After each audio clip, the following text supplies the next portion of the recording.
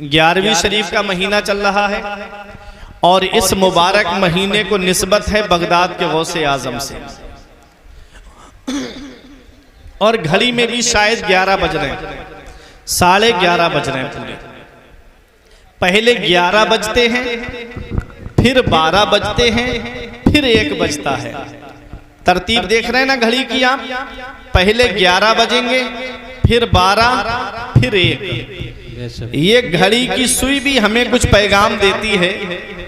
ये घड़ी की सुइयां भी हमको बता रही हैं कि 11वीं वाले का दामन पकड़ लो तो 11वीं वाला तुमको 12वीं वाले आका से मिला देगा। बहुत अच्छा पैगाम माशाल्लाह। 11वीं वाले का दामन पकड़ लो, 11वीं वाले गौसे पाक 12वीं वाले आका से मिला देंगे और 12वीं वाले आका हमको एक अल्लाह वहदहू ला शरीक से मिला देंगे। दरिया के किनारे लेटा है, भूख ने बेचैन कर दिया।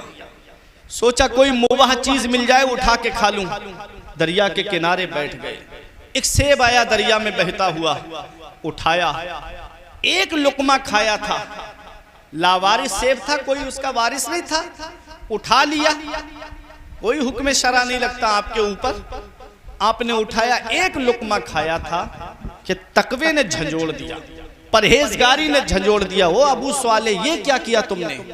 ये सेब खाया, ये किसी बाग का होगा और बाग का कोई मालिक होगा। तुमने बगैर मालिक की इजाजत के सेब खा लिया। अल्लाह अकबर। तकवा था, परहेजगारी थी उनकी। अल्लाह अकबर।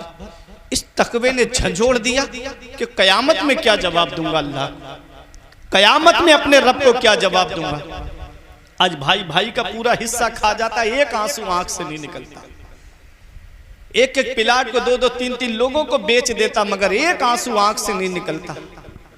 एक वो है, हल्का सा सेब का एक लुकमा अंदर गया कि तकवे ने झंझोड़ दिया। ये क्या किया तुमने? चलो इस बाग के मालिक से माफी मांग लो। अल्लाह अकबर। मेरे आका हुजूर सल्लल्लाहु अलैहि वसल्लम से पूछा गया, अय्यो अमालिन अफजलो या रसूल अल्लाह, या रसूल अल्लाह सबसे अफजल अमल क्या है? मेरे आका फरमाते, अफजलुल अमाल अला वजहिल अर्द तलबुल इल्म वल कसब। आका ने फरमाया, जमीन के ऊपर सबसे अच्छा अमल इल्म दीन हासिल करना है और हलाल कमाना है। हलाल कमाना है, हलाल। आज हलाल कमाई में आदमी हराम कमाई मिला देता है। मिसाल के तौर पे 500 रुपए मजदूरी की, 500 रुपए मिले मजदूरी के। अचानक से रेता खत्म हो गया। मालिक ने कहा कि भाई रेता खत्म हो गया, मैं मंगवा देता हूं। दुकानदार से रेता मंगवा दिया, 100 रुपए कमीशन के मिल गए। 500 रुपए में मिलाए, 500 रुपए की बरकत खत्म। 100 रुपए हराम के मिले, 500 की बरकत खत्म। और आज ये मामला बहुत चल रहा है। हलाल कमाओ, कम होगा लेकिन अल्लाह उसमें इतनी बरकत देगा कि तुम्हारी नस्लें खाएंगी तब भी उसकी बरकत खत्म नहीं होगी। अपनी कमाइयों पे गौर करो, खाने पे गौर करो। कोई इंसान अगर हराम का एक लुकमा खाता है तो 40 दिन की नमाजों का नूर उसका खत्म हो जाता है। अल्लाह अकबर। 40 दिन की इबादत में उसको मजा नहीं आता।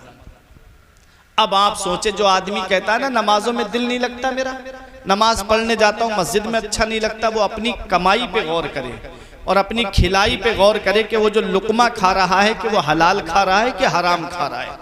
और इमाम गजाली ने फरमाया है कि अगर औलाद को हराम लुकमा खिलाया आपने तो ये औलाद कयामत में अपने बाप को खींच के लाएगी रब की बारगाह में और कहेगी, मौला मेरा बाप मुझे भूखा रखता ये गवारा था, मेरा बाप मुझे नंगा रखता ये गवारा था, इसने मुझे हराम लुकमा खिलाया, आज मैं अकेला जहन्नम में नहीं जाऊंगा, अपने बाप को साथ ले जाऊंगा। मसलके आला हजरत, मसलके आला हजरत शायर अहले सुन्नत शोएब रज़ा बरेलवी साहिब किबला। नारे तकबीर।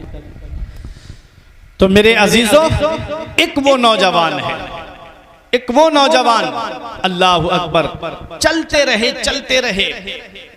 कई रिवायतें मिली। एक रिवायत में कि पूरी रात चले, कई मील का सफर किया और एक ऐसे बाग में पहुंचे जिसकी शाखें दरिया के ऊपर लटक रही थी और सेब उसमें टूट के गिर रहे थे।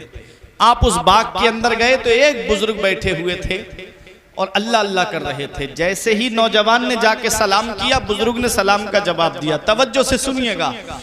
तो बुजुर्ग ने पेशानी को देखा और देख के पहचान लिया कि ये आने वाला कोई मामूली नहीं है बल्कि अल्लाह का वली है। वलीरा वली मी शनासत, वली को वली पहचान लेता है। आपने देखा होगा कि चोर को चोर पहचान लेता है, जुआरी को जुआरी पहचान लेता है, शराबी को शराबी पहचान लेता है। तो जब ये दुनिया के लोगों का हाल है तो सोचो अल्लाह वालों की निगाह का आलम क्या होगा। अल्लाह वाले देख लिया, एक ही नजर में पहचान लिया ये आने वाला कोई मामूली नहीं है, आने वाला अल्लाह का वली है। अब पूछा कैसे आए नौजवान, कहा कि मैंने आपके बाग का एक सेब खा लिया है। कहां से आ रहे हो, कहा इतने मील का सफर करके आ रहा हूं। सोच में पड़ गए कि एक सेब खाया है और इतनी दूर से पैदल चल के आ रहा है, कोई मामूली नहीं है। कहा दुनिया में सजा दे दीजिए जो आपको देना है, आखिरत में मैं इसकी सजा बर्दाश्त नहीं कर पाऊंगा, जो सजा देना यही दे दीजिए। सर से लेके पैर तक देखा, जान गए कि ये कोई मामूली नहीं है। सोच लिया कि अब इसको अपने पास में रखना है, आने वाला भी दरिया है और मैं भी दरिया हूं, दरिया दरिया से मिल जाएगा, समंदर हो जाएगा। कहा माफ तो कर देंगे नौजवान, दो शर्तें माननी पड़ेंगी। पहली शर्त यह है कि मेरे बाग की रखवाली करना पड़ेगी। अच्छा ये भी, इसमें भी एक बहुत बड़ा राज था। ये तो जान गए कि ये अल्लाह का नेक बंदा है, आपने उनका जायजा लेने के लिए अपने पास में रखा कि देखें इसके दिन कैसे गुजरते हैं, इसकी रातें कैसे गुजरती हैं, ये अल्लाह की इबादत रात में करता है कि नहीं करता है, ये जांचने के लिए आपने उनको अपने पास में रखा। बाग की रखवाली तो एक बहाना थी, अपने पास में उनको रखना था। अल्लाह अकबर। रह रहे हैं शेख अबू सालेह मूसा जंगी दोस्त, और एक दिन ऐसा आया कि कुछ मेहमान बाग के अंदर आ गए तो गौसे आजम के नाना हजरत अब्दुल्ला सौमई से कहा कि आप हमको अपने बाग के फल खिलाइए। गौसे आजम के नाना ने गौसे आजम के वालिद की तरफ इशारा किया, बेटा फल तोड़ के लाओ। जब वो फल लेकर के आए, ला करके मेहमानों के सामने रखे। मेहमानों ने फल जैसे ही खाना शुरू किए, कोई फल कड़वा निकल गया, कोई फल खट्टा निकल गया, कोई फल फीका निकल गया। मेहमान बोले कैसा नौकर बाग में रखा है जिसे आज तक यही नहीं पता कि कौन से पेड़ पे मीठे सेब आते हैं, कौन से पे फीके आते हैं, इसे यही नहीं पता कौन से पेड़ पे कैसा फल आता है। गौसे आजम के नाना ने कहा बेटा अबू सालेह, तुम्हें अभी ये नहीं पता चला कौन से पेड़ पे कैसा फल आता है। तो सुनो शहबाजपुर वालों, तकवा हो तो ऐसा हो, परहेजगारी हो तो ऐसी हो। कहा कि पता उसे चलता है जो खाता है। मैं जब से तुम्हारे बाग में आया हूं, मैंने एक सेब भी चक्कर नहीं देखा है, एक फल भी चक्कर नहीं देखा है। मेहमान बोले बात समझ में नहीं आती, 24 घंटे बाग के अंदर रहता है, फिर भी एक फल खा करके नहीं देखा। तो गौसे आजम के नाना ने कहा इसका मर्तबा मैं जानता हूं। एक दिन सख्त आंधी और तूफान आया, मैं अपने घर से बाहर निकला, मैंने सोचा लाओ देखूं आंधी में क्या हाल है मेरे बाग का। मैंने देखा कि मेरे बाग के इर्द गिर्द जितने बाग थे सबके फल जमीन पे पड़े हुए थे आंधी की वजह से, और मेरे बाग का एक फल भी जमीन पे नहीं गिरा। और यही नौजवान आंधी के आलम में बीच बाग के अंदर चराग जला करके कुरान की तिलावत कर रहा था,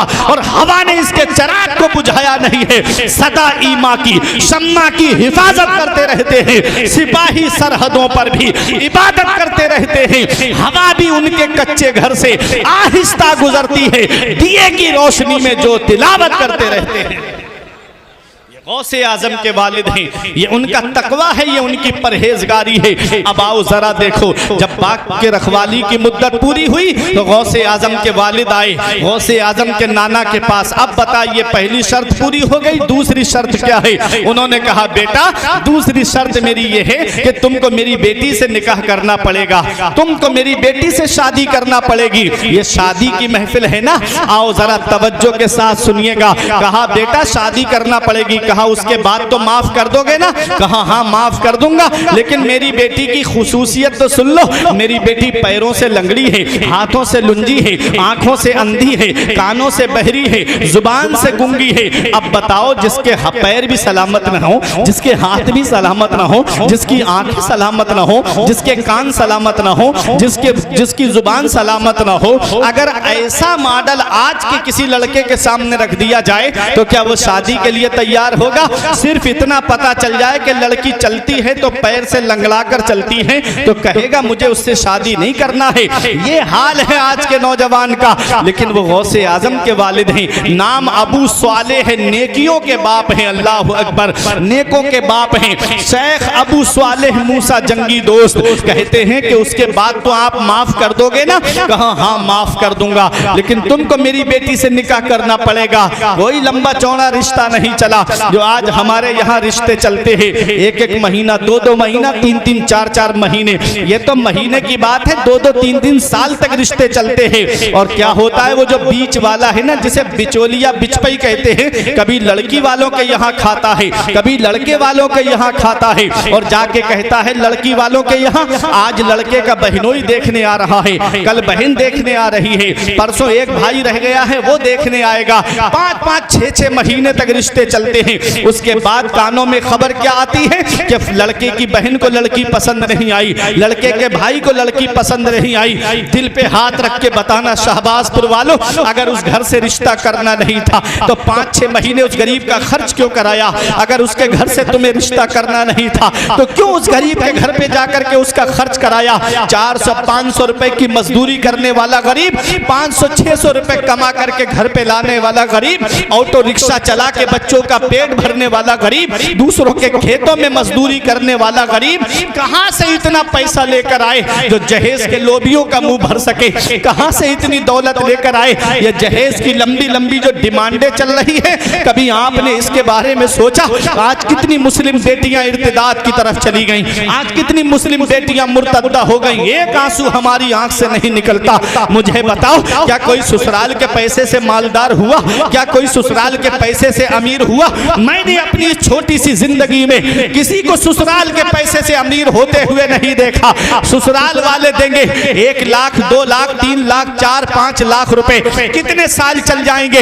1 साल चलेंगे, 2 साल चलेंगे, 3 साल चलेंगे, 4-5 साल तक चलेंगे, कुछ कितने दिन तक चलेंगे, फिर वो पैसे खत्म हो जाएंगे। फिर उसके बाद क्या हाल है? इसलिए मेरे अजीजों, ससुराल की चौखट पर मत मांगो, मदीने वाले मुस्तफा की बारगाह से मांगो, अपने नबी की बारगाह से मांगो, मस्जिद में आकर के खुदा की बारगाह से मांगो। अल्लाह देगा, उसका रसूल देगा, तब घर का गुजारा होगा। बंदे के देने से कभी पूरा नहीं होता है। कोई इंसान किसी इंसान को क्या देता है? आदमी सिर्फ वसीला है, खुदा देता है, वो राज़िक है, गिज़ा किलो को देता है, वो पत्थर में भटकता फिरता है। इंसान को रोजी के चक्कर में उड़ाने भर हवाओं में या लगा गोते समंदर में, मिलेगा बस वही जितना के लिखा है मुकद्दर। नारे तकबीर, नारे रिसालत, मसलके आला हजरत मुफ्ती फुरकान मंजरी साहिब किबला, नारे तकबीर, नारे रिसालत। बहुत अच्छा पैगाम है। वही मिलेगा जो किस्मत में है, चाहे भीख मांग के ले लो, चाहे अल्लाह की रजा में राजी होके ले लो, जो है किस्मत में वही मिलेगा। एक साहब हमारे पास आए, बोले मौलाना साहब मुझे मोटरसाइकिल चाहिए जहेज में, मैं मांगी हुई गाड़ी पे बैठूंगा। बाप दादा ने मेहनत की कमाई से एक टूटी साइकिल नहीं खरीद पाई, लेकिन इनको मोटरसाइकिल चाहिए। हमने कहा परेशान मत हो, अल्लाह ने वो हुनर दिया है अपने हबीब के सदके में, तू मेरे साथ जुमे में चल, मैं 1 जुमा, 2 जुमा, 3 जुमे तकरीर करूंगा। तू मस्जिद के दरवाजे पर रुमाल बिछा के बैठ जाना, इतना चंदा इकट्ठा कर दूंगा 3 जुमों में कि तेरे लिए एक स्प्लेंडर गाड़ी आ जाएगी। आंखें चढ़ा के कहता है मौलाना क्या मुझे भिखारी समझते हो? क्या तुमने मुझे भीख मांगने वाला समझा है? हमने कहा नादान, भिखारी सिर्फ उसे नहीं कहते जो कटोरा लेके घर घर मांगता हुआ फिरे, भिखारी सिर्फ उसे नहीं कहते जो झोली फैलाकर गली गली मांगता हुआ फिरे, भिखारी सिर्फ उसे नहीं कहते जो दामन फैला करके दुकान दुकान मांगता हुआ फिरे। अरे भिखारी उसे भी कहते हैं जो जहेज की लिस्ट बना करके ससुराल के दरवाजे पे मांगता हुआ फिरे। भिखारी कई किस्म के होते हैं, कोई 1 रुपए में राजी हो जाता है, कोई 2 रुपए में राजी हो जाता है, कोई 5 रुपए में राजी हो जाता है और कोई 50 रुपए में भी राजी नहीं होता। ऐसे ही इनमें भी भिखारी हैं। ऐ लोगों, हमने कहा हम मांगने से मना नहीं करते, मांगना मोमिन की शान है, लेकिन कहाँ मांगना चाहिए ये आप मौलाना सफदर मरकजी से मत पूछो, ये आप अख्तर रजा मरकजी से मत पूछो, ये आप शुएब बरेलवी से मत पूछो, ये नवेद रजा उवैसी से आप मत पूछो, ये हम आपसे भी नहीं पूछते हैं कि हमें कहाँ मांगना है। चलो बरेली की सरजमीन पर आला हजरत की बारगाह में और अर्ज करो, ऐ बरेली के इमाम, हमें मांगना है, कौन देगा? तो आज भी गुंबदे रजा से आवाज आती है, कौन देता है? देने को मुंह चाहिए। कौन देता है? देने को मुंह चाहिए। देने वाला है सच्चा हमारा। नारे तकबीर, नारे रिसालत, मसलके आला हजरत, मसलके आला हजरत मुफ्ती फुरकान मंजरी साहिब किबला। नारे तकबीर, नारे रिसालत। मांगने वाले मंगतों को यूं चाहिए, मांगना और किसी से भी क्यों चाहिए? कौन देता है? देने को मुंह चाहिए। देने वाला है सच्चा हमारा नबी।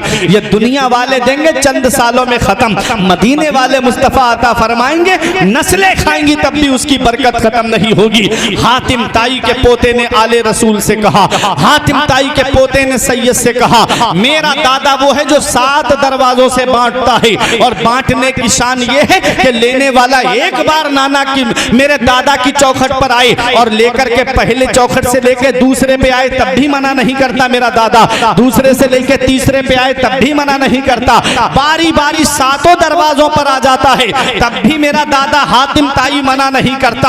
आले रसूल ने कहा, वो तेरा दादा है दादा जो 7 दरवाजों से बांटता है, तब भी साइल का सवाल पूरा नहीं होता, एक पे लिया दूसरे पे आया, फिर भी पूरा नहीं हुआ तीसरे पे आया, बारी बारी 7 पे आया, मगर उसकी तमन्ना पूरी नहीं हुई, उसकी ख्वाहिश पूरी नहीं हुई, उसका दामन उम्मीद भरा नहीं। अरे मेरा नाना वो है जो एक चौखट से बांटता है, एक दरवाजे से बांटता है, और बांटने की शान ये है कि मांगने वाला एक बार नाना की चौखट पर आ जाए तो कयामत तक किसी के सामने हाथ नहीं फैलाता है।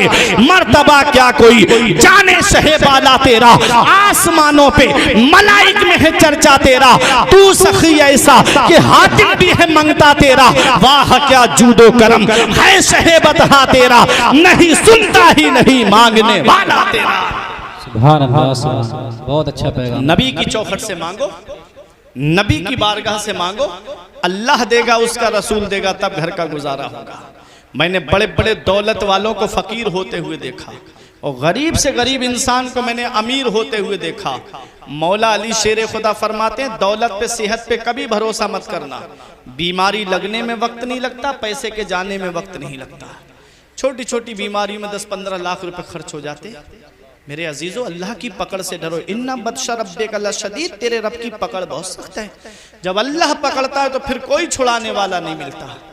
आज जो हमारे घरों के माहौल बिगड़ गए, जो आज हमारे घरों के अंदर आए दिन लड़ाई झगड़े जन्म लेते हैं, उसकी वजह यह है कि आज हम नबी की शरीयत पे चलना हमने छोड़ दिया, नबी के बताए हुए तरीके पे हमने चलना छोड़ दिया, नबी के बताए हुए रास्ते पे हमने चलना छोड़ दिया।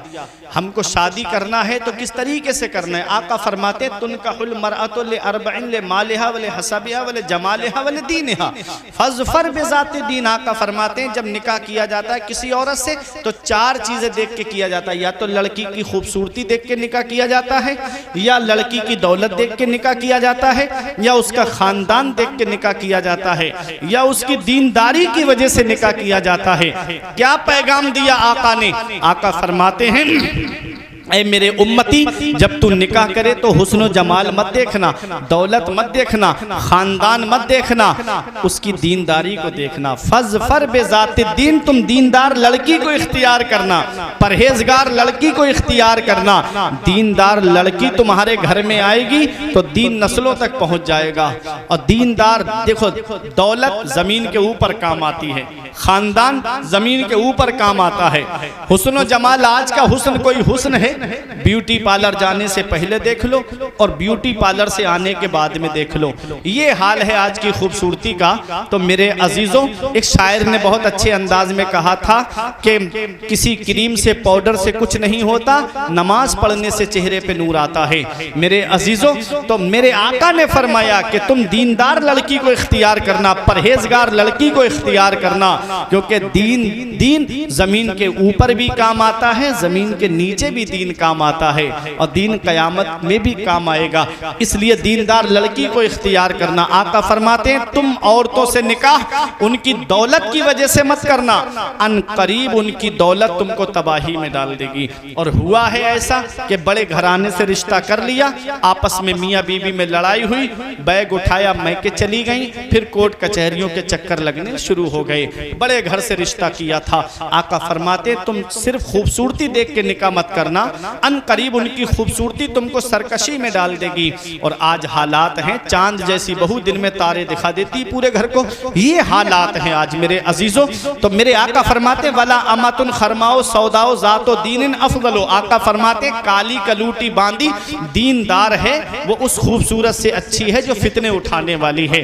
सरकार मुफ्ती आजम ने फरमाया था वो हंसी क्या जो फितने उठाकर चले, वो हंसी क्या जो फितने उठाकर चले, हाँ हंसी तुम हो फितने मिटाकर चले। मेरे अजीजों, तो दीनदार लड़की को इख्तियार करना है। अब देखें दीनदारी कैसे जाहिर होती है। गौसे आजम के नाना ने कहा बेटा पैरों से लंगड़ी है, हाथों से लुंजी है, आंखों से अंधी है, कानों से बहरी है, जुबान से गुंगी है, तुम्हें उसके साथ निकाह करना पड़ेगा। कहा ठीक है मैं राजी हूँ, कयामत की सजा मैं बर्दाश्त नहीं कर पाऊंगा, दुनिया में सजा बर्दाश्त कर लूंगा। निकाह हो गया, उसी मजलिस में निकाह पढ़ा दिया गौसे आजम के नाना ने। अब जैसे ही वो अपने हुजरे के अंदर गए, कमरे के अंदर गए, और जैसे ही कमरे में दाखिल हुए फौरन अंदर से जो दुल्हन बैठी थी उन्होंने सलाम किया, उठ के खड़ी हो गई और इनके इस्तकबाल के लिए थोड़ा सा हटी, अल्लाह अकबर, थोड़ा आगे बढ़ी इस्तकबाल के लिए कि अंदर तशरीफ लाइए। सोच में पड़ गए अगर ये कानों से बहरी होती तो मेरे सलाम का जो जवाब मैंने दिया वो सुनती नहीं, अगर ये जुबान से गुंगी होती तो मुझे सलाम नहीं करती, अगर हाथों से लुंजी होती तो मुझे पानी का बर्तन आगे नहीं देती। अल्लाह अकबर, सोच में पड़ गए, फौरन हुजरे से बाहर आ गए, कमरे से बाहर आ गए। बुजुर्ग से कहने लगे आपने मुझे किस कमरे में भेज दिया, जो बातें आपने बताई थी वो उसके अंदर नहीं पाई जाती हैं, अंदर तो एक सही सालिम खूबसूरत दुल्हन बैठी हुई है। तो कहा गौसे आजम के नाना ने बेटा वही तुम्हारी बीबी है। कहा फिर जो आपने बातें बताई, कहा मेरी बात का मतलब आप समझ लो, मैंने जो बताया वो बातें ठीक है मेरी, मैंने पैरों से लंगड़ी इसलिए कहा कि आज तक मेरी बेटी ने मेरी इजाजत के बगैर कदम घर से बाहर नहीं निकाला, मैंने हाथों से लुंजी इसलिए कहा आज तक मेरी बेटी ने किसी हराम माल को हाथ नहीं लगाया, मैंने आंखों से अंधी इसलिए कहा आज तक मेरी बेटी ने किसी गैर महरम को नहीं देखा, मैंने जुबान से गूंगी इसलिए कहा आज तक मेरी बेटी जुबान से कभी झूठ नहीं बोली है। ऐ शहबाजपुर वालों, बाप इतना तकवे वाला कि एक सेब के लिए कई मील का सफर करे, कई साल तक बाग की रखवाली करे, जिसके तकवे का ये आलम, जो रात में अल्लाह की इबादत करे, दिन को रोजा रखे, जब बाप इतना तकवे वाला हो और माँ की शान ये हो कि जिसने किसी गैर महरम को नहीं देखा, कभी झूठ नहीं बोली, कभी हराम माल को हाथ नहीं लगाया, तो उनके शिकम से जब बेटा दुनिया में आया उसी बेटे को दुनिया कुतुब रब्बानी के नाम से जानती है, महबूब सुबहानी के नाम से जानती है, उसी बेटे को दुनिया गौसे आजम के नाम से जानती है। कौन गौसे आजम है? वो गौसे आजम, कौन गौसे आजम? इमाम इसको मोहब्बत कहते हैं। सर भला क्या कोई जाने के है कैसा तेरा, सर भला क्या कोई जाने के है कैसा तेरा, औलिया मलते हैं आंखें वो है तलवा तेरा, सारे अफ्ताबे जहां करते हैं काबे का तवाफ, काबा करता है तवाफे दरे पाला तेरा, शुक्र के जोश में जो है वो तुझे क्या जाने, खिज्र के होश से पूछे कोई रुतबा तेरा, तेरी सरकार में लाता है रजा उसको शफी जो मेरा गौस है और लाडला बेटा तेरा। सुभान अल्लाह। नारे तकबीर, नारे रिसालत, मसलके आला हजरत, नारे तकबीर, नारे रिसालत। जब बाप तकवे वाला है, माँ परहेजगार है, तो उसके शिकम से, माँ के शिकम से जो बेटा दुनिया में आया, उसी बेटे को दुनिया वलियों के सरदार के नाम से याद करती है। इसीलिए मैं कहता हूँ मेरी माँ और बहनों, अपने बच्चों को वक्त से पहले जवान करो, लेकिन हीरो हीरोइन का किरदार देकर नहीं, फिल्मी एक्टरों का किरदार देकर जवान मत करना।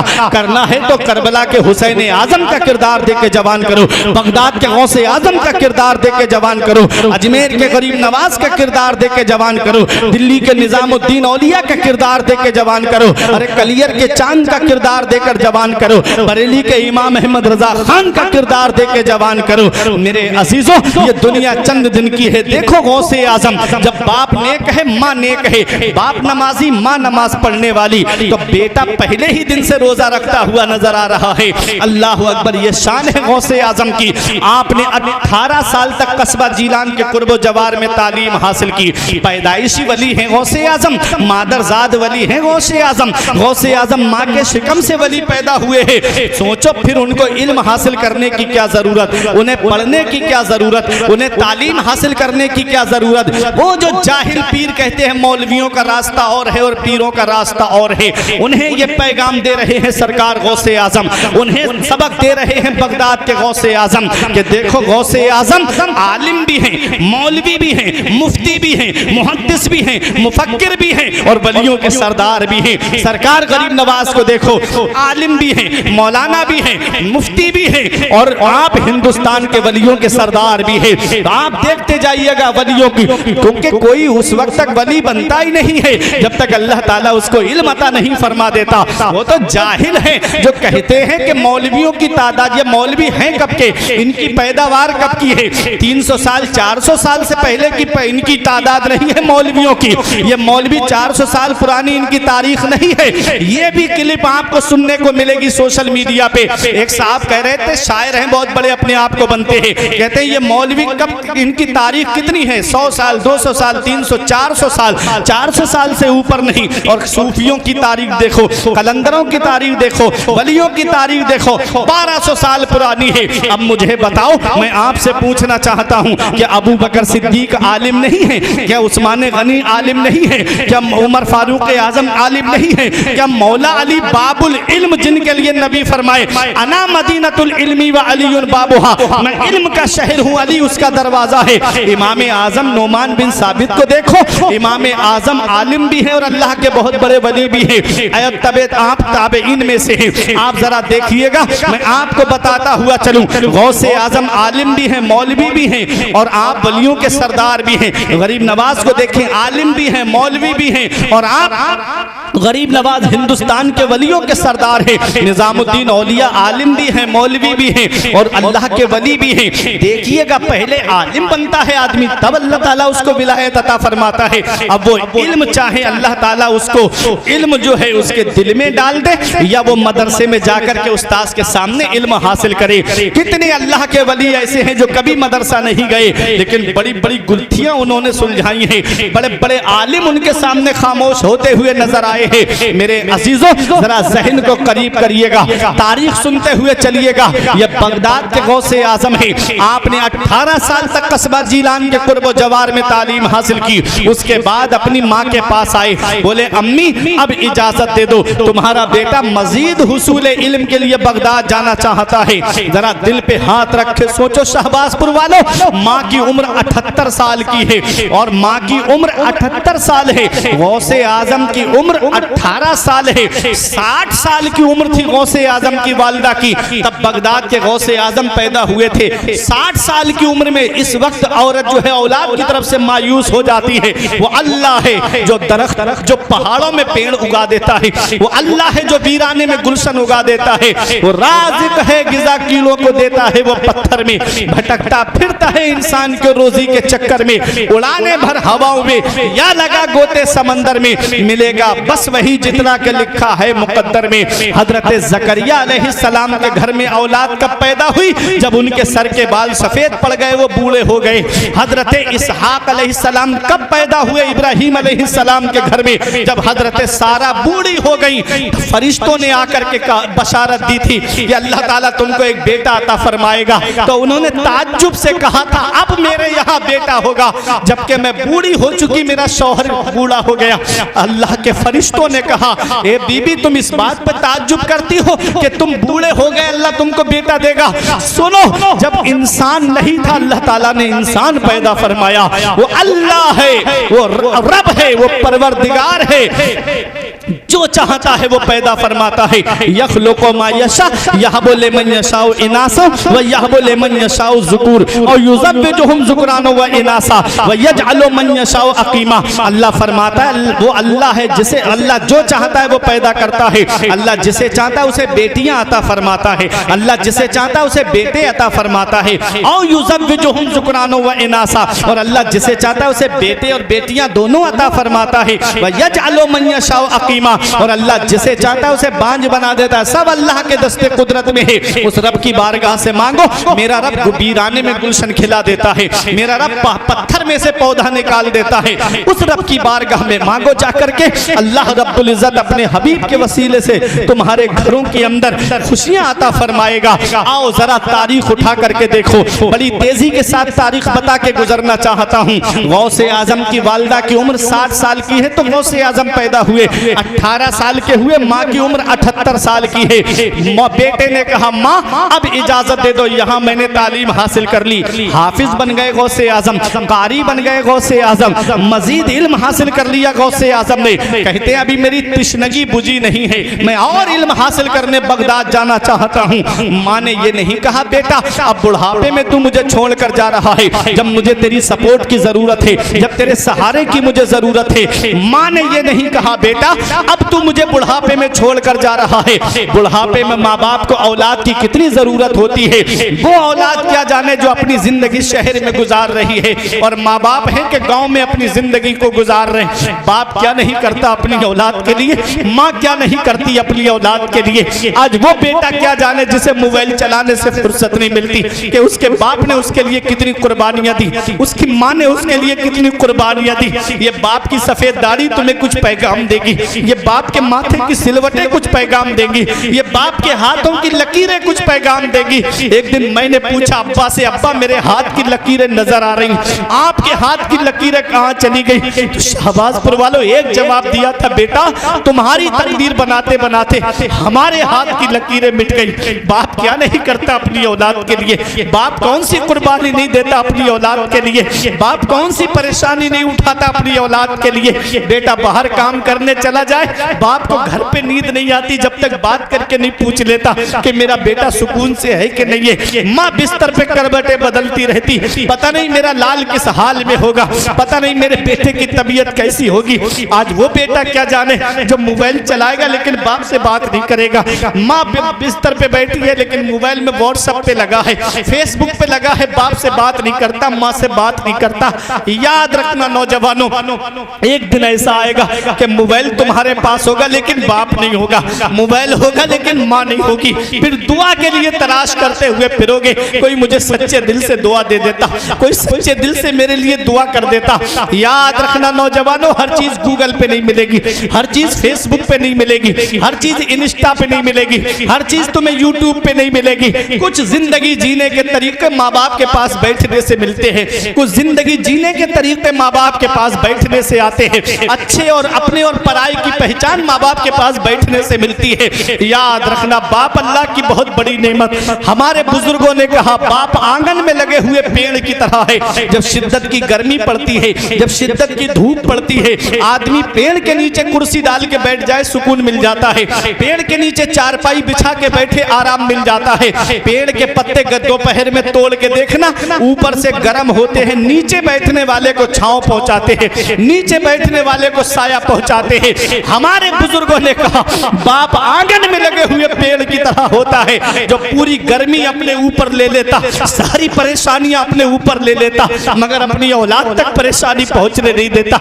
आज वही औलाद जवान हुई, 4 पैसे क्या कमाने लगी, थोड़ी सी दौलत क्या आ गई, माँ बाप का बिस्तर घर से बाहर कर दिया। हमारे कमरे में कूलर चले, एसी चले, माँ बाप है कि हाथ वाले पंखे से हवा करके जिंदगी गुजारे।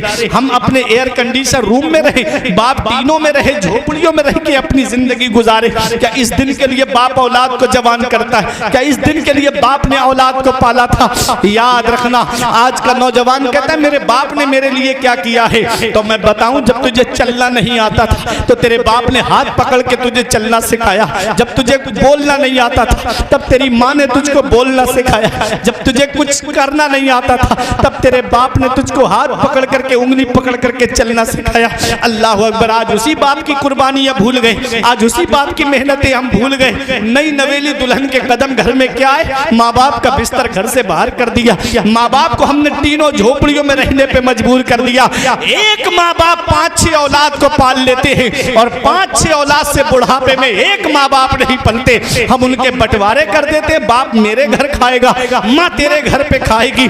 याद रखना, हम कौन सा मुंह लेके आका की बारगाह में जाएंगे? हम कौन सा चेहरा लेकर अपने नबी की बारगाह में जाएंगे?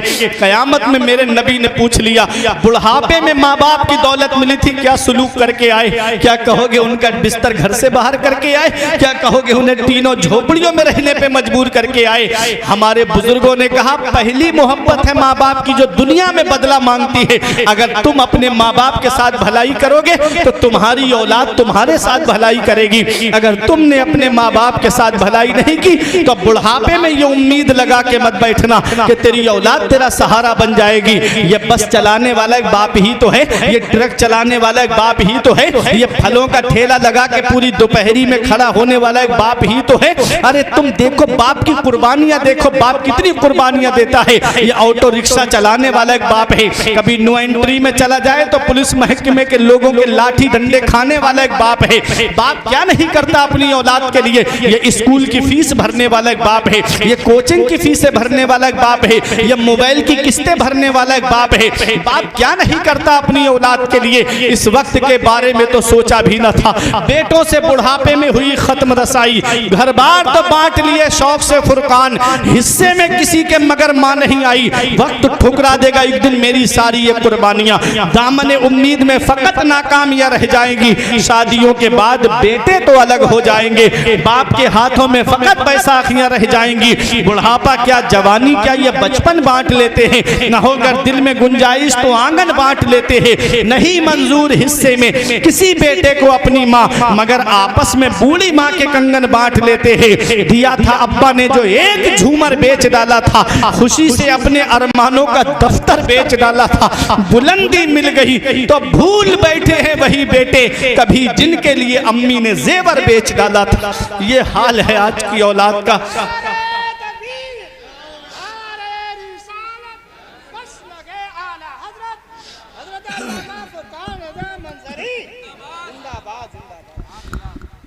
दिया था अब्बा ने जो एक झूमर बेच डाला था, खुशी से अपने अरमानों का दफ्तर बेच डाला था। बुलंदी मिल गई तो भूल बैठे हैं वही बेटे, कभी जिनके लिए अम्मी ने जेवर बेच डाला था। आका के वसीले से कभी तो नमाज से, औलाद माँ ने मांगी थी बंदा नवाज से। अब्बा की आंख का जो चश्मा न ला सके, मैयत पे आ रहे हैं हवाई जहाज से। ये हाल है आज की औलाद का। मेरे अजीजों, आंखें खराब हो गई औलाद पालकर। औलाद बात करती है आंखें निकाल कर। जीते जी बाप का जो चश्मा न ला सके, मरने के बाद रखते हैं चश्मा संभाल कर। मेरे अजीजों, जिंदा है माँ बाप तो उनकी कद्र कर लो, हयात है माँ बाप तो उनकी कद्र कर लो। जिस दिन माँ बाप की चारपाई घर से उठ गई, उस दिन एहसास होगा कि आज कितना बड़ा साया मेरे सर से चला गया, आज कितनी बड़ी दौलत मेरे घर से चली गई। आज हम दुआएं कराते फिर रहे ना, मैं आया बरेली शरीफ से, हजरत दुआ कर दो, शोरा आए हजरत दुआ कर दो। हम दुआएं कराते फिर रहे हैं लेकिन दुआ लेते नहीं है। घर में जो माँ बाप बैठे हैं ना, कारोबार में बरकत नहीं होती तो माँ बाप से दुआएं कराओ। मुसीबतों ने घर का दरवाज़ा देख लिया है तो माँ बाप से दुआएं कराओ। आका फरमाते हैं माँ बाप की दुआ औलाद के हक में ऐसे कबूल होती है जैसे नबियों की दुआ उम्मत के हक में कबूल होती है। माँ बाप की दुआएं लो, मेरे सर से मेरी सारी मुसीबत टाल देती है। मेरी माँ मेरे दामन में दुआएं डाल देती है। परेशान हो अंधेरों से तो जाओ माँ के कदमों में, वो जब चाहे मुकद्दर में उजाले डाल देती है। 3 एहसान माँ के ऐसे हैं कि औलाद पूरी जिंदगी माँ की खिदमत करे तब भी उन एहसानों का बदला नहीं चुका सकती। पहला एहसान कि वो 9 महीने अपने शिकम में रखती है। कितनी परेशानियां उठाती है एक माँ, कितनी दिक्कतों का सामना करती है एक माँ। आज अगर 1 किलो का पत्थर हमारे पेट पे बांध दिया जाए तो हम न रात को सुकून से सो पाएंगे, न दिन में कहीं किसी काम से जा पाएंगे। 1 किलो का पत्थर, आप जरा सोचो, डॉक्टर कहते हैं कि अगर बच्चे का वजन 2.5 किलो है तो ऐसा बच्चा कमजोर माना जाता है। बच्चे का वजन कम से कम 3 से ऊपर होना चाहिए। 4.5 किलो तक वजन मैंने बच्चों का सुना डॉक्टरी एतबार से। तो आप सोचिएगा कि एक माँ इतना वजन लेकर के कैसे अपने रातों में सोई होगी, कैसे घर का काम किया होगा, कितनी परेशानियां उठाई होंगी, घर का काम, घर में खाना बनाना, कपड़े भी धोना, कितनी दिक्कतें उठाती एक माँ। ये एहसान माँ का ऐसा है कि औलाद पूरी जिंदगी माँ की खिदमत करे तब भी इस एहसान का बदला नहीं चुका सकती। दूसरा एहसान माँ का यह है कि वो औलाद को जन्म देती है। बाज औरतों का तो बच्चे की पैदाइश के वक्त इंतकाल हो जाता है। कितने ऐसे वाकयात आपने सुने होंगे। अल्लाह अकबर, कितनी दिक्कतों का सामना करती है एक माँ औलाद के लिए। और तीसरा एहसान माँ का यह है कि वो 2 साल तक अपना खूने जिगर औलाद को दूध की शक्ल में पिलाती है। आका फरमाते हैं ये 3 एहसान माँ के ऐसे हैं कि औलाद पूरी जिंदगी माँ की खिदमत करे तब भी माँ के इन एहसानों का बदला नहीं चुका सकती। सरकार गौसे आजम की वालदा ने ये नहीं कहा बेटा मैंने 9 महीने तुझे अपने शिकम में रखा, अब तू मुझे छोड़ के जा रहा है। ये नहीं कहा बेटा मैंने तुझे जन्म दिया, तू मुझे बुढ़ापे में छोड़ के जा रहा है। ये नहीं कहा बेटा मैंने 2 साल तक अपना खूने जिगर तुझे दूध की शक्ल में पिलाया, तू अब मुझे छोड़ के जा रहा है। माँ ने ये नहीं कहा, बल्कि माँ ने कहा बेटा अगर किसी और काम के लिए इजाजत मांगता तो तुझे नहीं जाने देती। तूने इजाजत मांगी है तो नाना की शरीयत को हासिल करने की मांगी है, मजीद हुसूल इल्म की तूने ख्वाहिश जाहिर की है, इसलिए मेरे लाल मैं तुझे रोकूंगी नहीं। जा चला जा पढ़ने के लिए, तालीम हासिल करने के लिए। पैगाम दे दिया गौसे आजम की वालदा ने कयामत तक की औरतों को कि अपनी औलाद की जुदाई का गम बर्दाश्त कर लेना, खुद औलाद की जुदाई का गम बर्दाश्त कर लेना, मगर उनको अनपढ़ मत रखना, उनको जाहिल मत रखना, उनको पढ़ाना लिखाना, उनको तालीम से आरास्ता और पैरास्ता करना। 78 साल की उम्र में गौसे आजम की माँ पावाल गौसे आजम को पढ़ने बगदाद भेज रही हैं। अल्लाह अकबर, कितना इल्म हासिल किया गौसे आजम ने, कितनी तालीम हासिल की गौसे आजम ने। फरमाते हैं दरस्तुल इल्म हत्ता सिरतु कुतुबा, मैंने इल्म हासिल किया, अल्लाह ने मुझे कुतुब बना दिया, अल्लाह ने मुझे कुतुब बना दिया। पता चला शहबाजपुर वालों सरदारी इल्म से मिलती है, बुलंद रुतबा इल्म से मिलता है, बुलंद मकाम इल्म से मिलता है, मकाम सुरैया इल्म से मिलता है। आप नीचे बैठे हो, उलमा ऊपर बैठे हैं, ये इल्म की बरकत है। पता चला कि सरदारी इल्म से मिलती है। आपका बेटा है, आपका लखते जिगर है, हाफिज है या आलिम है, मुसल्ले पे आप खड़े नहीं होगे कि मैं उसका दादा हूं या मैं उसका बाप हूं। अगर आपके पास इल्म नहीं है, बेटा मुसल्ले पे आगे बढ़ेगा, ये इल्म की बरकत है कि बेटे को आगे बढ़ा दिया। बाप से आगे बेटा है, दादा से आगे पोता है। पता चला ये इल्म है। इल्म, अपनी औलाद को इल्म हासिल कराओ, अपनी औलाद को तालीम से आरास्ता करो। सेक्टर ब्यूरो की रिपोर्ट के मुताबिक आज 85% मुसलमान तालीम याफ्ता नहीं है। ये हाल है आज हमारी औलाद का। अल्लाह अकबर, 2.5 घंटे बैठ करके पबजी खेलेंगे मगर पढ़ने के लिए स्कूल में नहीं जाएंगे, मदरसे में नहीं जाएंगे। ये हाल है आज की औलाद का। मेरे अजीजों, अगर इल्म तुम्हारे पास नहीं, तालीम तुम्हारे पास नहीं, तो आज तो डिजिटल इंडिया बनने जा रहा है। तो जरा सोचिए मेरे अजीजों, कैसे करके आपका लाइसेंस भी नहीं बन सकता अगर तालीम आपके पास नहीं है। आप एक कंट्री से दूसरी कंट्री नहीं जा सकते अगर आपके पास तालीम नहीं है। ऐसा भी दौर आने वाला है, तो इसलिए तालीम हासिल करो, एजुकेशन हासिल करो, शिक्षा हासिल करो। गौसे आजम बगदाद पढ़ने गए, बस मेरी तकरीर खत्म होने जा रही। बगदाद पढ़ने गए गौसे आजम, और कितना इल्म हासिल किया, कितनी तालीम हासिल की गौसे आजम ने।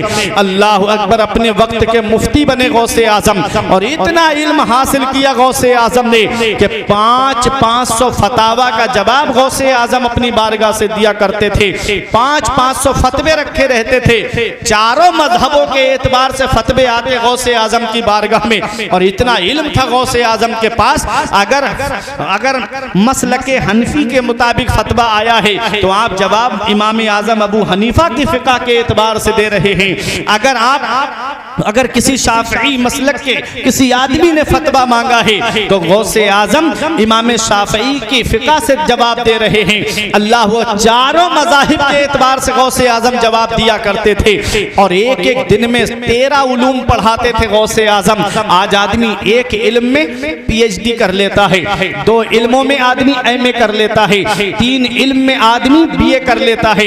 ये सरकार गौसे आजम है, एक दिन में 13 उलूम पढ़ाते गौसे आजम। बड़े बड़े मुहद्दिस आते थे तकरीर सुनने गौसे आजम की, बड़े बड़े आलिम आकर के आगे बैठते थे गौसे आजम की तकरीर को नोट करने के लिए। 400-500 उलमा आगे बैठते थे सिर्फ गौसे आजम की तकरीर लिखने के लिए। ये मकाम था गौसे आजम का। पहले शुरू में बात किया, आप लेटे हुए थे, अल्लाह अकबर, ख्वाब में मदीने वाले मुस्तफ़ा तशरीफ लाए, फरमाया बेटे अब्दुल कादिर बास क्यों नहीं कहते, तकरीर क्यों नहीं करते? कहा नाना, मैं अजम का रहने वाला और ये अरबी लोग हैं, इनकी अरबी के सामने मैं कैसे बयान करूं? आका ने फरमाया अपना मुंह खोलो। नबी ने 7 मरतबा लुआबे दहन हजरत गौसे आजम के मुंह में डाल दिया। अब थोड़ी देर के बाद जब आप मिंबर पे बैठे, झिझक महसूस हुई गौसे आजम को, फौरन मौला अली शेर खुदा आ गए, अब्दुल कादिर बास कहो। गौसे आजम ने कहा कि मैं इनके सामने बास कैसे कहूं? कहा मुंह खोलो। 6 मरतबा लुआबे दहन मौला अली शेर खुदा ने डाला गौसे आजम के मुंह में। अब आप देखो, अर्ज किया, नबी ने 7 मरतबा डाला और आपने 6 मरतबा। तो गौसे आजम को मौला अली जवाब देते हैं ताकि गिनती में नबी से बराबरी न होने पाए। ये है अदब का आलम। मेरे अजीजों, गौसे आजम ने वाज कहना शुरू किया, अल्लाह अकबर। वो मकाम मिला गौसे आजम को कि 70 हज़ार का मजमा होता था तकरीर सुनने के लिए गौसे आजम की। आज हम मैक से आवाज थोड़ी दूर नहीं पहुंचा पाते।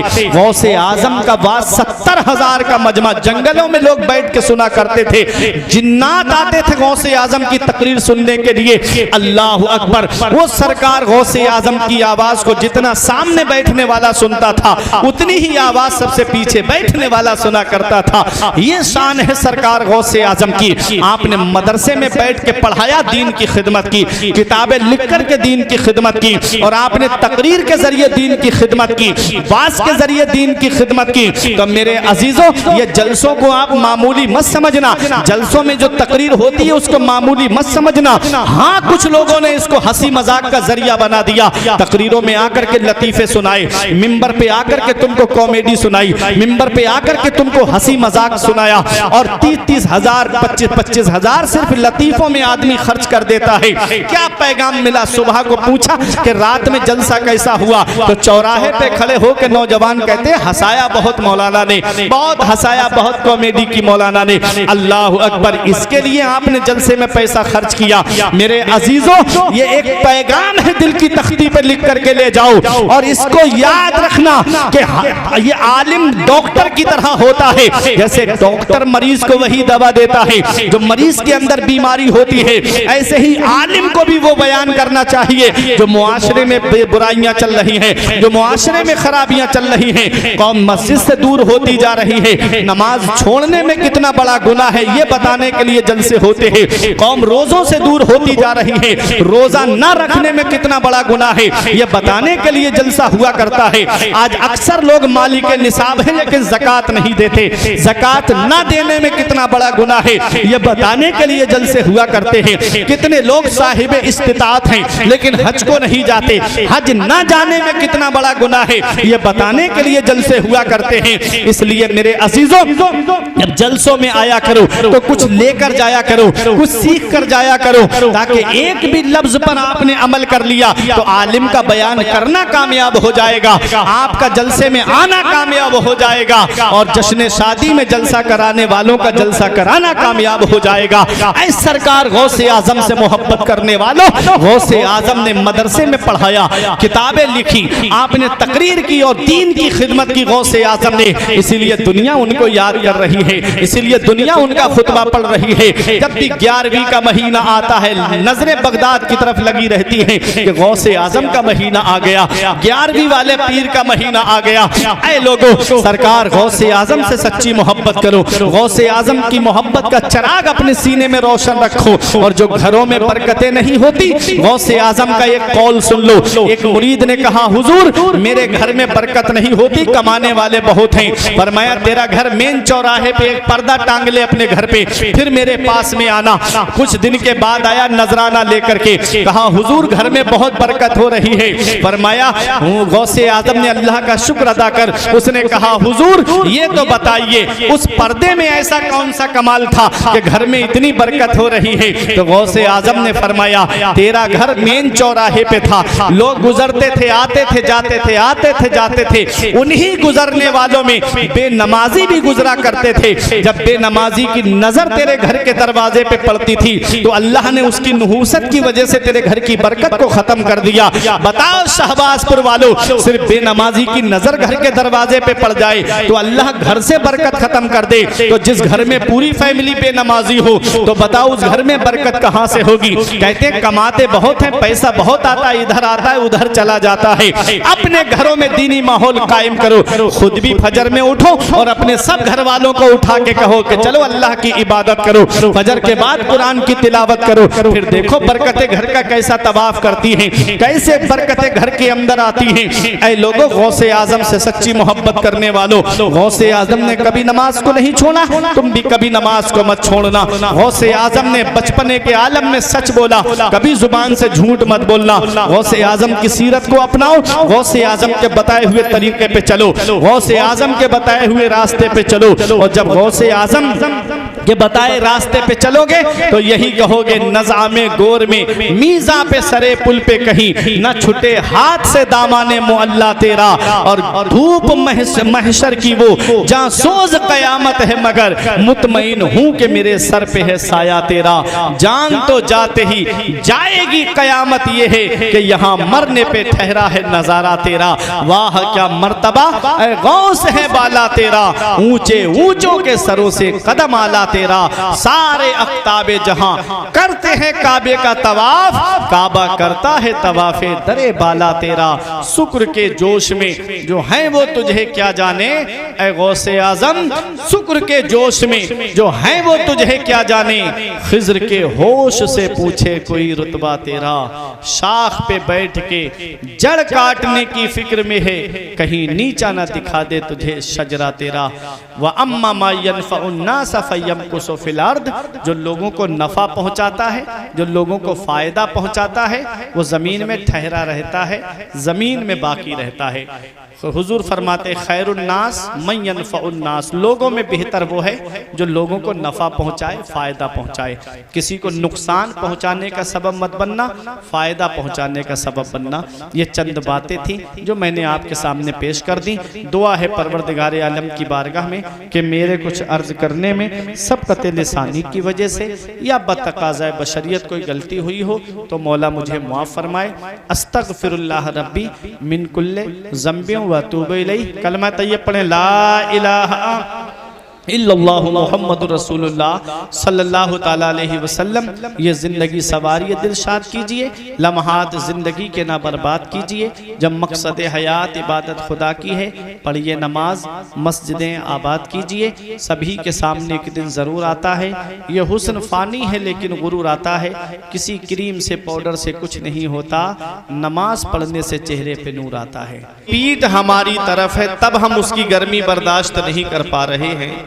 और कयामत के दिन सूरज सवा नेज़े पे होगा, जमीन तांबे की होगी। आज मिट्टी की जमीन है, मिट्टी की खासियत है ठंडा होना, ये गर्मी को अपने अंदर जज्ब कर लेती है। उस दिन जमीन तांबे की होगी, उस दिन सूरज सवा नेज़े पे होगा। पसीने का ये आलम होगा कि किसी के घुटने तक पसीना, किसी की कमर तक पसीना, कोई पसीने में डुबकियां लगा रहा होगा। जैसा जिसका अमल होगा वैसा ही उसका वहां पर हाल होगा। आला हजरत उस मंजर को याद करके कहते हैं, या इलाही गर्मिये महशर से जब भड़के बदन, दामने महबूब की ठंडी हवा का साथ हो। उस दिन की गर्मी को आप याद करेंगे, दुनिया की गर्मी कुछ नहीं है। और अल्लाह का शुक्र अदा करो शाहबाजपुर वालों के सिर्फ गर्मी पड़ रही है, वरना आमाल हमारे ऐसे हैं कि आसमान से आग की बारिश हो, ऐसे आमाल हैं हमारे। लेकिन अल्लाह का शुक्र अदा करो, सिर्फ गर्मी पड़ रही है। मोहब्बत से दुरूद पाक पढ़िए, अल्लाहुम्मा सल्ली अला सय्यिदिना व मौलाना मुहम्मदिन व बारिक वसल्लिम सलातुम व सलामन अलैका या रसूल अल्लाह सल्लल्लाहु तआला अलैहि वसल्लम।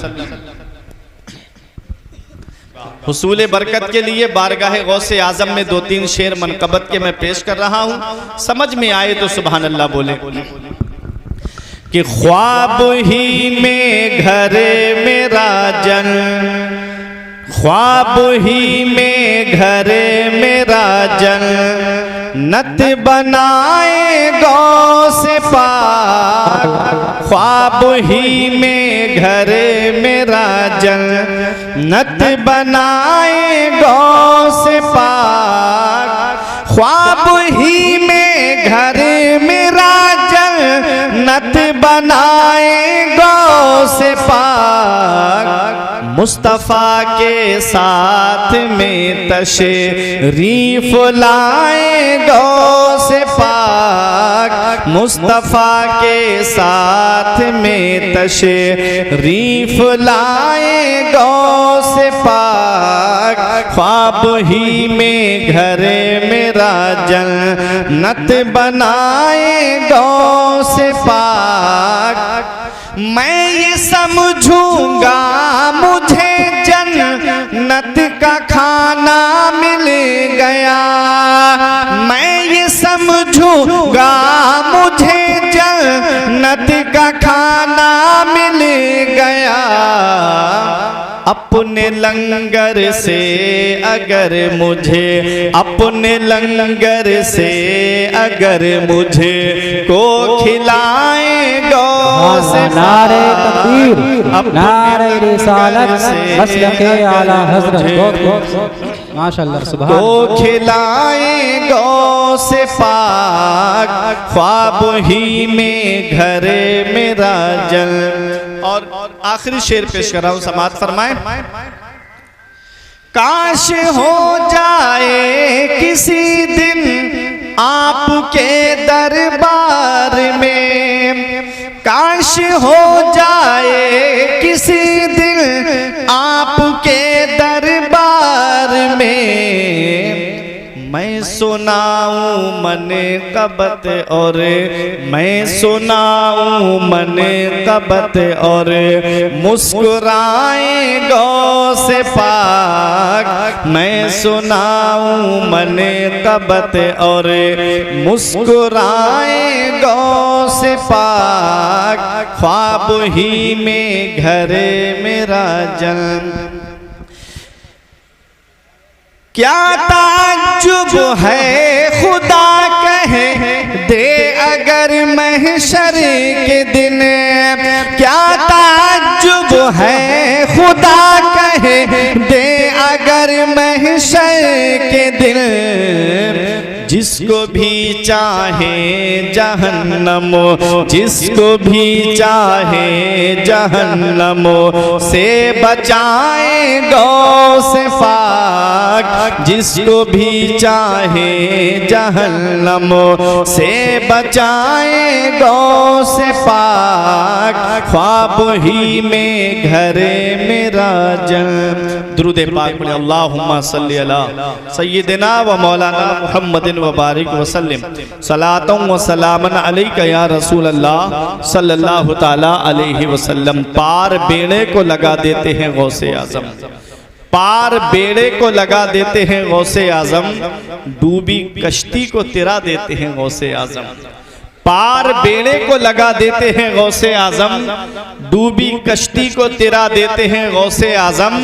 और बाखुदा ऐसी हिमायत तो ना देखी ना सुनी, बाखुदा ऐसी हिमायत तो ना देखी ना सुनी।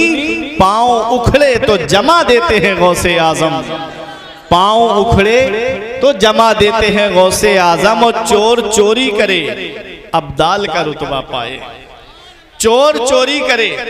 एक जगह जलसे में ये शेर पढ़ा तो एक साहब बोले कि बात समझ में नहीं आई कि चोर बन के घुसा और वली बन के निकला। हमने कहा आदमी जैसे मकान में घुसता है और जिस तरह की दुकान में घुसता है उसी तरह का उसे माल मिलता है। आप साउंड सर्विस वालों की दुकान में घुसोगे तो सिवाय साउंड के और क्या मिलेगा। आप किसी कपड़ा बेचने वाले की दुकान में जाएंगे तो कपड़े के अलावा आपको क्या मिलेगा। ये देखो कि चोर घुसा किसके घर में है, चोर दाखिल किसके घर में हुआ है। जो वलियों का सरदार है, जो पीराने पीर हैं, जो रोशन जमीर हैं, जो सिर्फ वली ही नहीं है वलीगर हैं, वली बनाते भी हैं। तब तक कोई वली बनता ही नहीं है जब तक गौसे आजम के दस्तखत नहीं हो जाते। शाहबाजपुर वालों, विलायत का बजट गौसे आजम की बारगाह से पास होता है तब कोई वली बनता है। तो गया था चोर और जब गौसे आजम की नजर पड़ी तो गौसे आजम की नजर ने उसको वली बना दिया। जमील कादरी कहते हैं पार बेड़े को लगा देते हैं गौसे आजम, डूबी कश्ती को तिरा देते हैं गौसे आजम।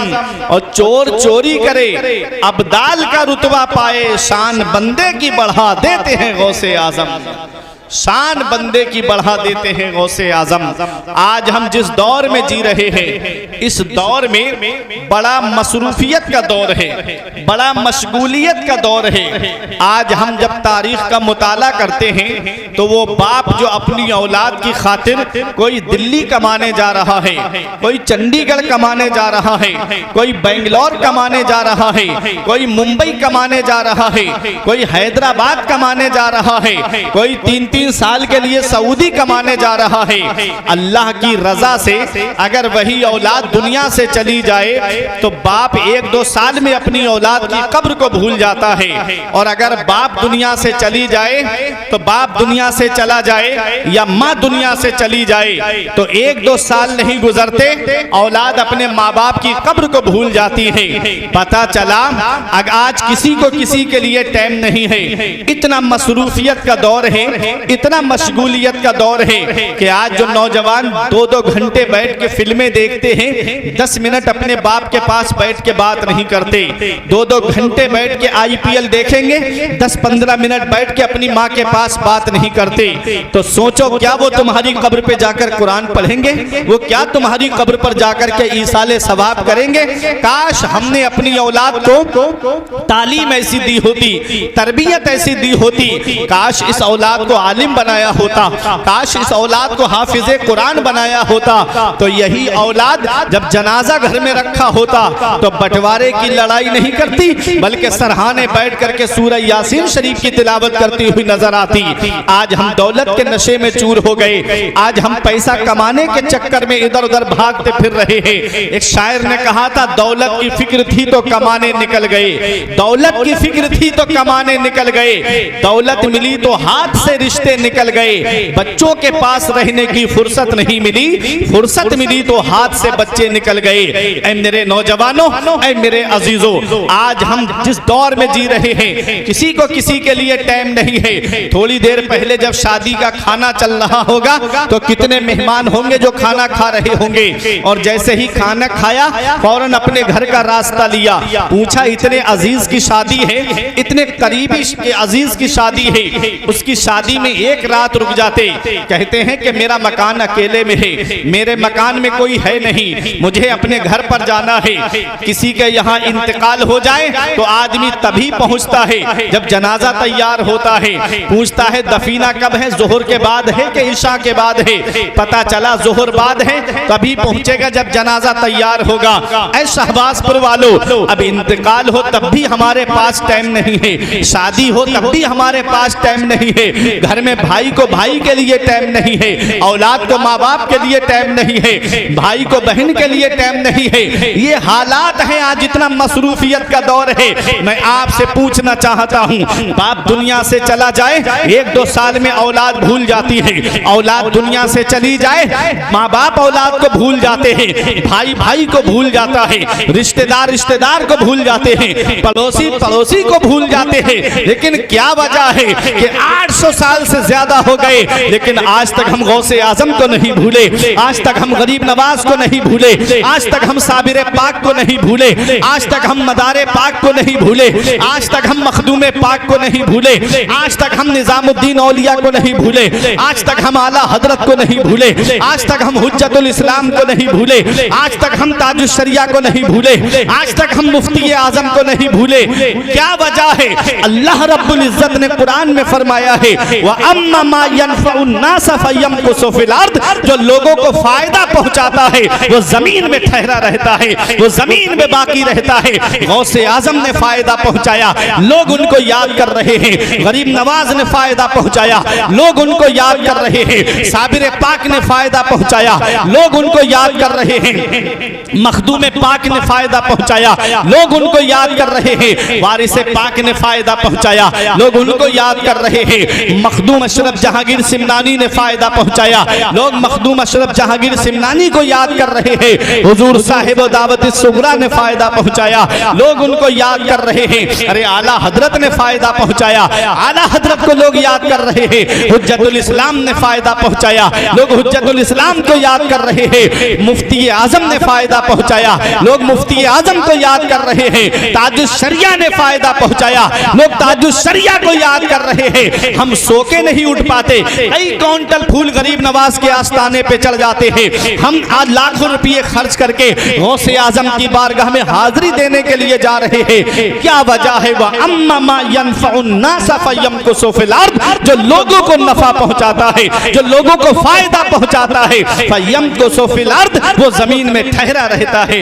वो जमीन में बाकी रहता है। कौन गौसे आजम है? पीराने पीर, रोशन जमीर, कुतुब रब्बानी, महबूब सुबहानी, शहबाज लामकानी, पीर लासानी, तिंदील नूरानी, सैयदना शेख मुहियुद्दीन अब्दुल कादिर जिलानी, गौसे आजम, जिनकी अजमत को बयान करते हुए मेरा ईमान कहता है, वाह क्या मर्तबा ऐ गौस है बाला तेरा, वाह क्या मर्तबा ऐ गौस है बाला तेरा, ऊंचे ऊंचों के सरों से कदम आला तेरा। सर भला क्या कोई जाने के है कैसा तेरा। जिंदाबाद जिंदाबाद या गौस या गौस, जिंदाबाद जिंदाबाद जिंदाबाद जिंदाबाद। अल्लाह या रसूल अल्लाह। बहुत अब सुने कौन गौसे आजम है, कौन गौसे आजम। अगर किसी शख्सियत का अंदाजा लगाना है तो आप उसके बैकग्राउंड को देखिए। गौसे आजम की शख्सियत का अंदाजा लगाना है तो गौसे आजम का बैकग्राउंड आप देखें। गौसे आजम के नाना वो भी अल्लाह के वली हैं, गौसे आजम के वालिद वो भी अल्लाह के वली हैं, गौसे आजम की वालिदा वो भी अल्लाह की वलिया हैं, गौसे आजम की फूफी वो भी अल्लाह की वलिया हैं।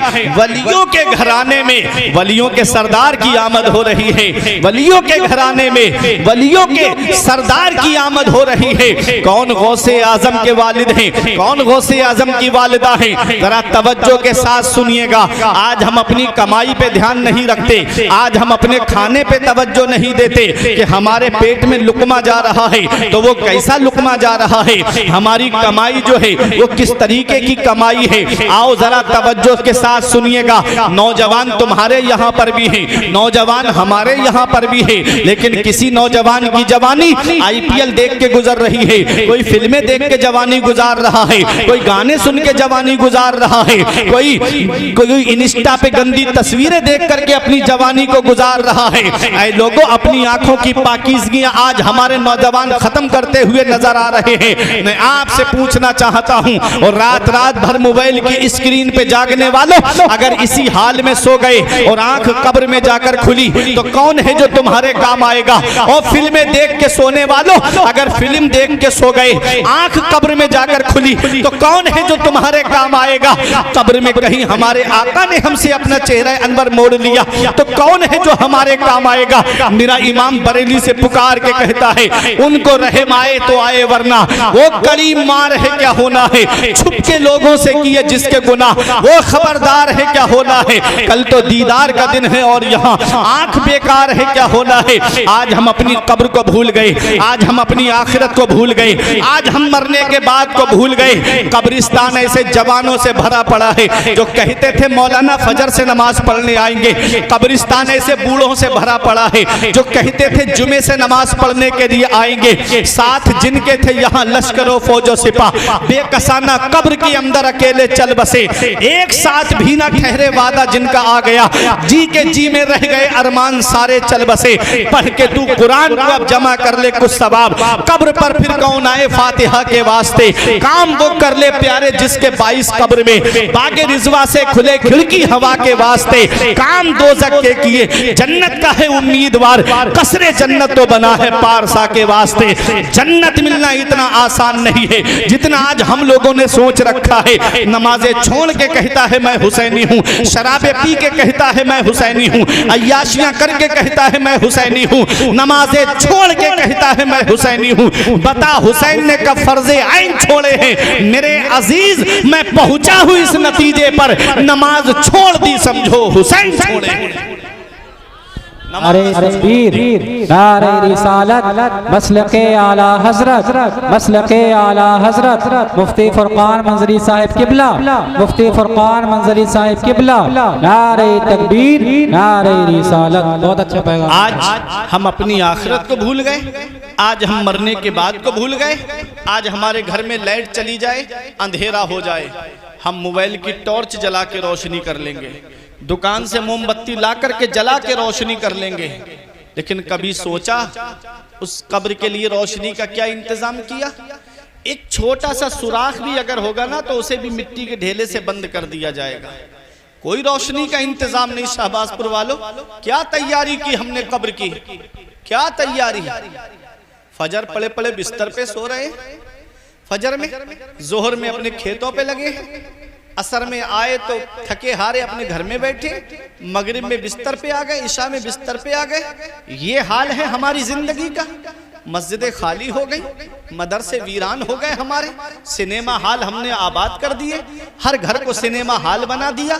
जिन घरों से कभी कुरान की तिलावत की आवाज़ आती थी, आज उन घरों के अंदर से गानों की आवाज़ें आ रही हैं, आज उन घरों के अंदर से फिल्मी डायलॉग की आवाज़ें आ रही हैं, आज उन घरों के अंदर से झूठी खबरों की आवाज़ें आ रही हैं। ये जिंदगी है हमारी। कभी सोचा मेरे अजीजों, कभी मरने के बाद की फिक्र की? आज जिस औलाद का हाल आप देख रहे हो ना, जो नबी के जलसे में 10-15 मिनट सुकून से नहीं बैठ सकते, वो क्या तुम्हारी कब्र पे जाकर के कुरान पढ़ेंगे? वो क्या तुम्हारी कब्र पे जाकर के ईसाले सवाब करेंगे? इस औलाद के लिए जवानी अपनी नजर कर दी। इस औलाद के लिए गौस पाक फरमाते, मकान के लिए अपनी जवानी खत्म मत कर देना। मकान बनाएगा तू, रहेंगे दूसरे, कब्र में तुझे हिसाब देना पड़ेगा। आज हम अपनी आखिरत को भूल गए, आज हम अपनी कब्र की तारीकी को भूल गए।